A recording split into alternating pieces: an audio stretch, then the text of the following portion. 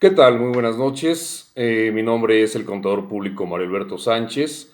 He tenido el gusto de preparar para ustedes el día de hoy una plática relacionada con el tema de fondos de ahorro. Los fondos de ahorro son parte de aquellas prestaciones de previsión social que son proporcionadas por algunas empresas. Estas prestaciones son superiores de ley normalmente, puesto que en la Ley Federal del Trabajo no se encuentra especificado el hecho de que tengan una obligatoriedad de aplicación. Es por ello que tiene ciertas reglas. Empecemos primero describiendo cuál es la particularidad o naturaleza de esta prestación. Dicha prestación de fondos de ahorro, como lo mencioné hace unos minutos, es denominada de previsión social. ¿Qué es una previsión social? Cuando a un grupo de trabajadores contratados formalmente por una empresa se les ofrece beneficios extras para poder tener la permanencia, lealtad y resultados mejores en cualquier desempeño de una actividad productiva. La previsión social podríamos catalogarla como aquellos beneficios complementarios a la vida del trabajador. Por ejemplo, en este caso lo que vamos a platicar son los fondos de ahorro que incentivan a que el colaborador tenga bien realizar un aporte que está condicionado dentro de su propia nómina para poder estar haciendo esa aportación a dicho fondo, que se va a ver complementado también por una aportación del patrón o empresario que le interesa tener ese beneficio para con su gente. Otro, otro ejemplo de previsión social son todas aquellas comodidades, acondicionamientos y ayuda que benefician a los trabajadores. Por ejemplo, no sé si ustedes hayan escuchado el hecho de que existe transporte de personal que en un punto de la ciudad recogen al trabajador y lo trasladan directamente a su centro de labores. Otro beneficio inherente de ello podría ser el manejo de comedores que satisfagan una necesidad de buena alimentación a sus trabajadores de manera completa y sana. Ese tipo de implementación de comedores es otro tipo de previsión social. El hecho de que tengan acceso inmediato a un consultorio médico en las propias instalaciones de la empresa, que tengan beneficios las madres trabajadoras para el acceso a la lactancia, que tengan la oportunidad de un lugar hermético, limpio, salubre, para que puedan tener la obtención de la leche para su bebé y poderla guardar en refrigeradores para que cuando salgan de su centro de trabajo tengan esa posibilidad de llevársela a su bebé. Vaya, los vales de despensa, que el próximo jueves también les tengo una plática referente o referida a esta prestación, que también tiene un fin social, tiene un fin de poder satisfacer y complementar el gasto de los hogares mexicanos como un esfuerzo adicional que el empresario está llevando a cabo para poder ofrecer el acercamiento de una canasta básica, de los alimentos más indispensables dentro de una familia, y esto mediante un mecanismo complementario en especie y adicional del pago de su nómina. Vaya, con este tipo de circunstancias trato de describir cuál es esa naturaleza de previsión social. Algunas empresas, incluso de una manera más elegante o más integral, ofrecen a sus trabajadores algunos clubes deportivos donde puedan ir a ejercer natación, puedan ir a correr, puedan ir con la familia a tener actividades recreativas el fin de semana. Vaya, dependiendo de todo el paquete que pueda ofrecer una empresa en y pro de sus trabajadores, puede ser muy bien visto como un tema de previsión social. Habiendo aclarado el tema, regreso a la circunstancia del fondo de ahorro. El fondo de ahorro es un plan establecido dentro del plan de previsión social de la empresa para poder ofrecer a sus trabajadores esa obligatoriedad de aporte de una cantidad fija quincenal o mensual para que en complemento del aporte que también el patrón pueda llevar a cabo, de manera mancomunada o solidaria, se encuentren realizando esos aportes vía nómina y posteriormente se lleve a cabo también la inversión de estos recursos a través de la contratación de un tercero.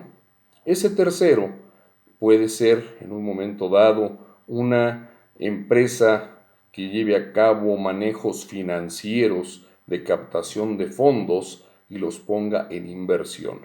Se busca ciertamente que este tipo de inversiones sean llevadas a cabo de manera muy conservadora, muy cuidadosa, evitar poner en riesgo este ingreso, esta aportación de los trabajadores y del patrón, para poder satisfacer esa necesidad de ahorro y liquidación de la misma al término de un ejercicio. Entonces, también se deben de vigilar al momento de contratar este tipo de empresas financieras para llevar a cabo el manejo de esos recursos. Primero, pues obviamente que tengan una legalidad, que tengan una cuestión contractual donde esté perfectamente descrito el tipo de servicio que van a ofrecer, cómo lo van a ofrecer, qué tipo de tasa van a dar en ese beneficio y algo muy importante, tener temas de independencia. ¿A qué me refiero con esto? Muchas veces en alguna empresa que obtenga los servicios financieros de ese tercero, tiene que satisfacerse ese principio de independencia. Es decir, que no vaya a ser el cliente, más bien, no vaya a ser el proveedor de servicios financieros cliente de la empresa. Y con esto podríamos tener un deslinde de cualquier responsabilidad o cualquier interés fincado en esa relación para ofrecer el servicio a los trabajadores. Entonces, debe de tener esta situación perfectamente detallada del cómo, cuándo, dónde se va a llevar a cabo la presentación de esta previsión social del fondo de ahorro. Normalmente se inicia en el mes de enero y concluye en el mes de diciembre. Es decir, todo trabajador activo en una nómina va a tener la posibilidad de realizar el aporte. ¿De cuánto? También la empresa en su plan de fondo de ahorro debe de dejar descrito el porcentaje que va a llevar a cabo de obtención de estos recursos. Siempre se procura se encuentren dentro del tema legal. ¿Por qué se menciona del tema legal? Para tener consistencia y concordancia con las partes exentas que ofrece el plan ante los temas fiscales. Recordemos que cuando se habla de exención, implica la disminución o eliminación de la generación de la base gravable de impuestos. Es decir, para que el fondo de ahorro sea realmente benéfico en pro de los trabajadores, debe de tener una exención total. Y para ello se debe de fijar un porcentaje recaudatorio mensual de esa prestación. Es decir, la regla es, recordemos que tenemos un UMA, que es una unidad de medida y actualización que vino a sustituir al salario mínimo, que actualmente es de 86.88 pesos, lo vamos a multiplicar por el 10 veces, por 10 veces, y posteriormente por el 13%. Repito, 86.88 por 10 veces, por el 13%, y lo voy a multiplicar por 30.4. El resultado va a ser el importe tope mensual legal que yo voy a poder aportar como trabajador a dicho fondo de ahorro y también que mi patrón podrá realizar dicho aporte. ¿Por qué el 30.4? Me aclaro, es el número de días que el trabajador en el mes tendrá que realizar este aporte. 30.4, ¿por qué? Si nosotros dividimos los 12 meses del año entre, o 365 días, que son el total de días al año, entre 12 meses, el resultado me da 30.4. Esto es con la finalidad de que, sabiendo que existe meses de 31 días, de 30 días, uno de 28 o 29 días cuando es bisiesto el mes de febrero. Con esto se obtiene ese tope exento legal para temas fiscales. Es decir, si todos los trabajadores se encuentran sujetos a ese aporte y está siendo estrictamente vigilado por el patrón, por lo tanto, valdrá la pena porque este ingreso de aporte que tendrán por parte del patrón y aporte de ellos en la nómina vía descuento va a ser exento de impuestos sobre la renta. Entonces, con esto se tiene un principio de consistencia y generalidad. Es muy importante considerar que para todo el personal tiene que ser aplicado sin excepción. Por otro lado, también para que el fondo de ahorro pueda tener, vuelvo a insistir, este principio fomentando la generalidad, no se podrá disponer del fondo de ahorro durante el ejercicio fiscal, repito, que va de enero a diciembre, más que solamente una vez al año. Esa vez es en el mes de julio.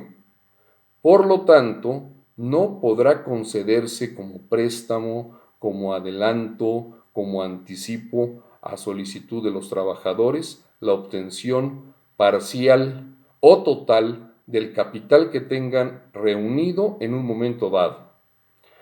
Es decir, la única forma en la cual podrán tener acceso a este ingreso o a este ahorro va a ser mediante un control que la empresa tendrá que tener para sus trabajadores, notificándoles en el mes de junio las bases de obtención de solicitud de anticipo en julio. Y esto representa normalmente indicar que va a obtener exclusivamente el importe del capital. Es decir, los intereses generados de enero a junio no serán parte de ese anticipo que estén solicitando los trabajadores. Por otro lado, deberá haber un 90% máximo de obtención de ese anticipo de fondo de ahorro, dejando de manera exclusiva un 10% de capital como remanente en caso de cualquier emergencia, tenerlo reservado.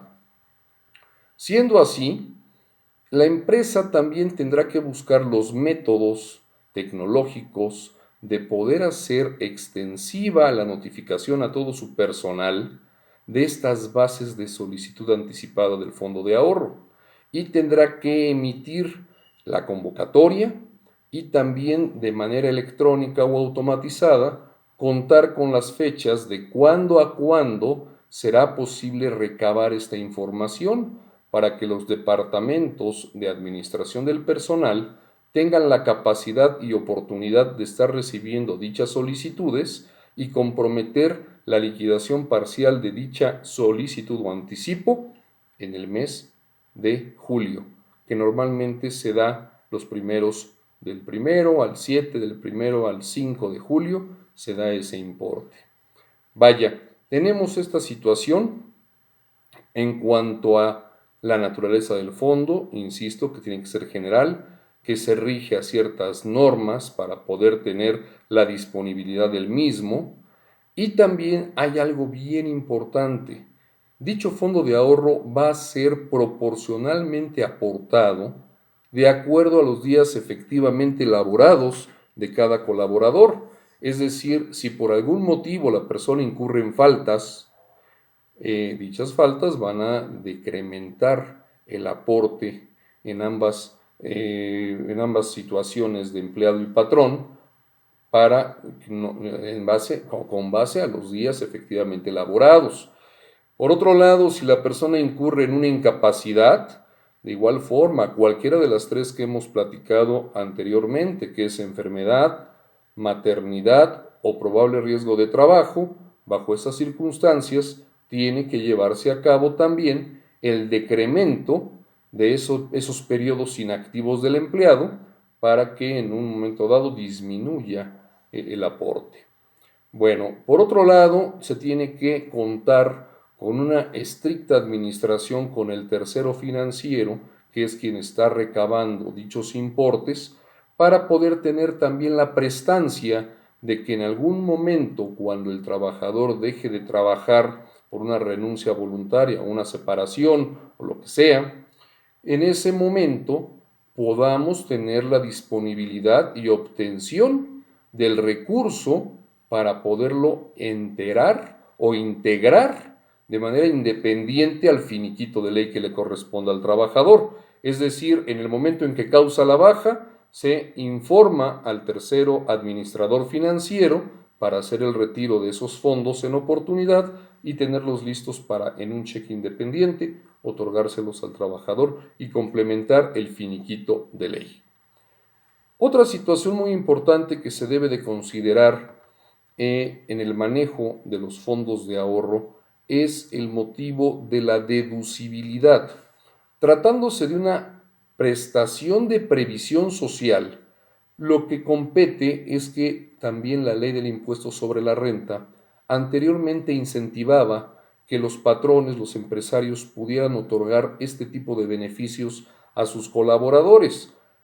Por tal motivo, lo que hacían era que el aporte que el patrón daba para esos fondos de ahorro eran 100% deducible de impuestos para el patrón. Fue hasta el sexenio anterior, mediados del sexenio anterior, que se tomó la determinación de que solamente un 53% del aporte de esa prestación de previsión social iba a ser deducible, siendo no deducible el 47% restante. Entonces, esto fue un fuerte golpe para los empresarios debido a que pues ya no tenían el otorgamiento del 100% para poder disminuir esa deducibilidad ante sus impuestos corporativos.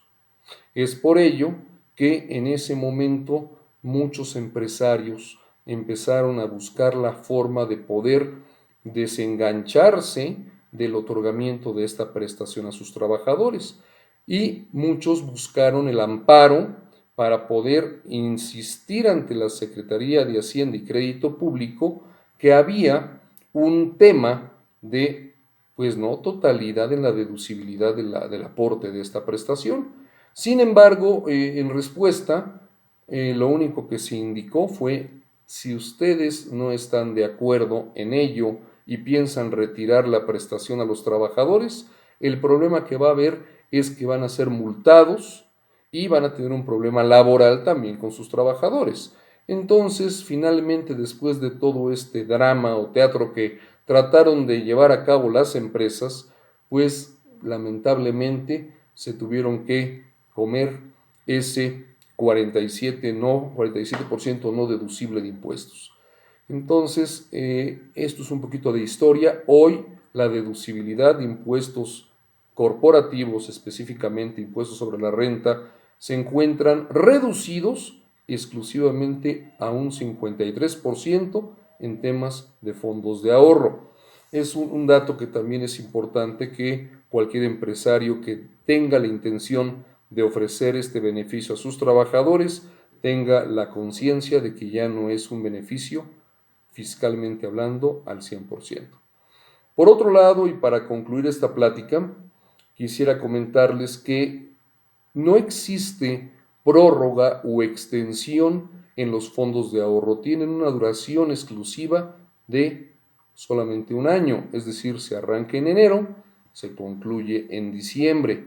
También para aclarar, si las personas contratadas se van integrando laboralmente en el transcurso del año, pues también el aporte de ambas partes, tanto empleado como patrón, van a ir directamente o proporcionalmente al tiempo efectivamente laborado. Entonces se arranca en enero, se van teniendo las altas y bajas de todo el año del personal, como les platiqué hace un momento, con la emisión de los finiquitos respectivos y liquidaciones parciales de fondo de ahorro para aquellas bajas que en el camino se dieron, y finalmente llega el momento de que se liquide en enero, los primeros días de enero del año inmediato siguiente.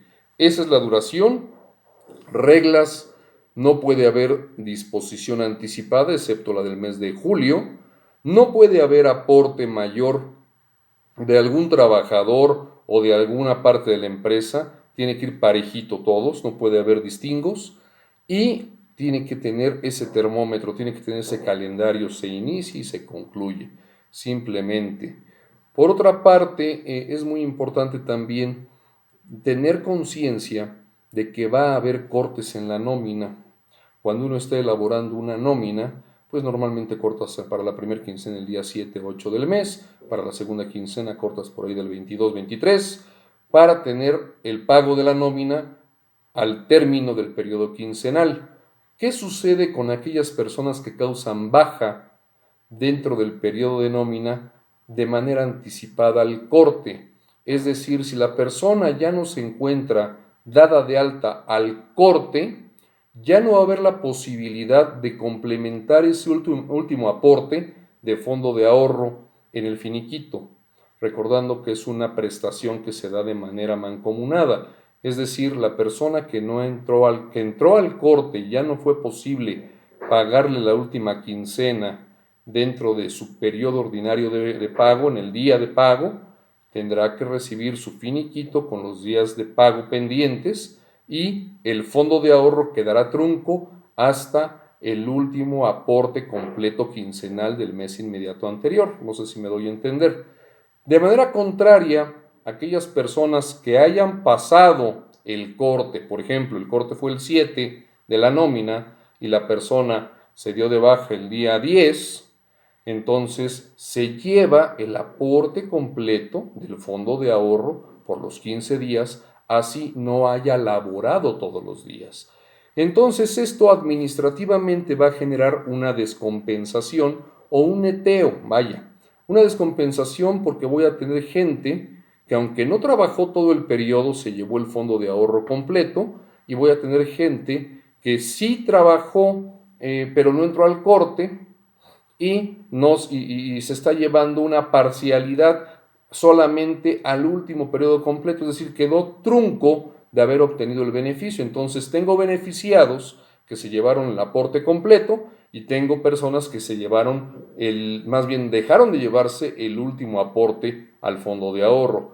Esto representa que con la administración del mismo vamos a lograr como empresa un empate o neteo, con más y con menos, ¿no? Entonces algunos se van a ver beneficiados, otros se van a ver afectados en el aporte, todo dependiendo de la fecha de su baja. Y por último, también debemos de ser muy conscientes de que va a haber gente que llegue quizás por desconocimiento, por omisión, por olvido, deje de ir a cobrar su fondo de ahorro. Es decir, se dio de baja, fue por su finiquito y por X o por Y no tenían el cheque en oportunidad, que es algo que deben de cuidar mucho como trabajadores, y a lo mejor o no van ni por el finiquito, porque a lo mejor era una cantidad muy pequeña, o a lo mejor traían algún adeudo con la empresa y no regresaron a cobrar finiquito, lo cual está muy mal, pero dejan los cheques de fondo de ahorro.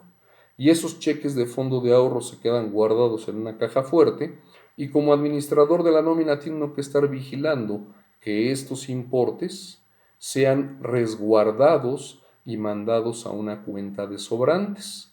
Como cualquier prestación legal, como cualquier pago, tienen una prescripción, que es el tiempo máximo de cobro de un año. Entonces se queda guardado y una vez que transcurre el tiempo de prescripción, el administrador puede disponer de ese dinero para poderlo reinvertir y tenerlo junto con el tercero financiero, tener identificado dónde se encuentra ese dinero, cuánto es, de qué periodo fue y aquellas personas que no lo hayan llegado a cobrar. Por cuestión de prescripción, sí se puede manejar como un tema de sobrante, reinvertirlo e incluso esos sobrantes pueden servir para complementar a los trabajadores activos el importe que van a recibir en liquidación en el mes de enero, que va a estar constituido por las aportaciones del patrón, sus propias aportaciones y también los intereses devengados propiamente de la inversión de ese capital, más aparte aquellas personas que no hayan dispuesto de ese anticipo de fondo de ahorro en julio, puede complementársele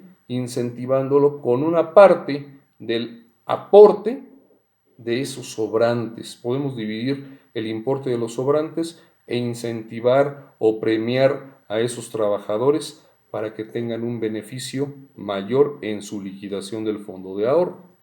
Bueno, pues en esta ocasión tengo esta plática. Es una plática breve, es solamente una prestación dentro de muchas que existen en la constitución de un plan de compensación de capital humano en las empresas. Y pues bueno, les agradezco muchísimo su atención. Estoy haciendo estas pláticas de manera gratuita con el afán de poder tener la captación de la atención de la mayoría de ustedes. Agradezco muchísimo que haya ese seguimiento, esa atención, esa amable respuesta a esas preguntas que muchas veces me encuentro, y me reitero nuevamente a sus órdenes. Soy el contador público Mario Alberto Sánchez Aldrete y me pueden localizar en el correo electrónico marioalb1974 @outlook.es.